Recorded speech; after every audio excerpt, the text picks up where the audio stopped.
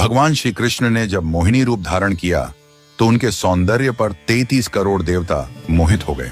सभी देवताओं ने मन में यही कामना हुई कि ऐसी सुंदरी उनकी पत्नी बन जाए, परंतु केवल एक देवता ऐसे थे जिनके मन में मोहिनी के प्रति इस तरह का भाव नहीं आया। वे थे सूर्यदेव। सूर्यदेव ने मोहिनी रूप को देखकर मन ही मन कहा, यदि ये मेरी पुत्री बन जाए तो मेरा जीवन धन्य हो जाए। सूर्यदेव की इस भावना को समझकर भगवान श्री कृष्ण ने उनकी ओर कटाक्ष किया और संकेत किया कि उनकी इच्छा पूर्ण होगी। समय बीतने के बाद सूर्यदेव ब्रजभूमि में वृषभानु महाराज के रूप में अवतरित हुए। वृषभानु जी ने तपस्या की और ब्रह्मा जी से प्रार्थना की कि उन्हें ठाकुर जी की पुत्री के रूप में प्राप्ति हो। ब्रह्मा जी ने उनकी प्रार्थना को श्री हरि तक पहुंचाया। ठाकुर जी ने विचार किया कि वे नंद यशोदा और देवकी वासुदेव के यहाँ पुत्र के रूप में जन्म लेने वाले हैं, लेकिन प्रेम की स्थापना के लिए एक विशेष अवतार लेना होगा। ठाकुर जी ने अपने रूप को दर्पण में देखा और उस दर्पण में उन्हें ऐसा रूप दिखाई दिया जो स्वयं ठाकुर जी को भी मोहित कर गया। यह रूप ठाकुर जी का ही स्त्री रूप था।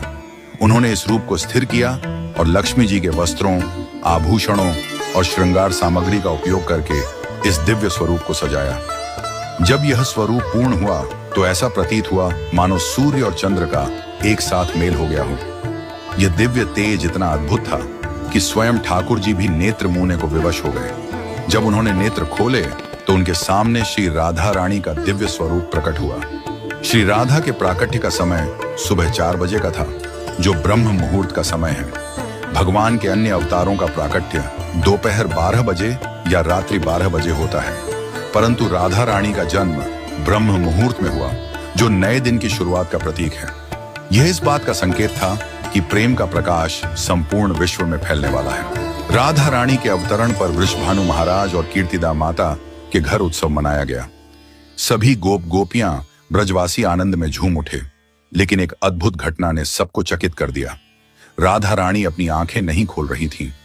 वृषभानु महाराज और माता कीर्तिदा इस बात को लेकर चिंतित हो गए।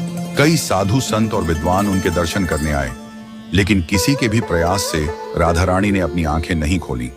तभी देवताओं के आग्रह पर नारद मुनि वहां आए। उन्होंने राधा रानी के पास बैठकर उनकी स्तुति की। नारद मुनि ने जैसे ही स्तुति गाई, राधा रानी ने पहली बार अपनी दिव्य नेत्रों से नारद मुनि की ओर देखा।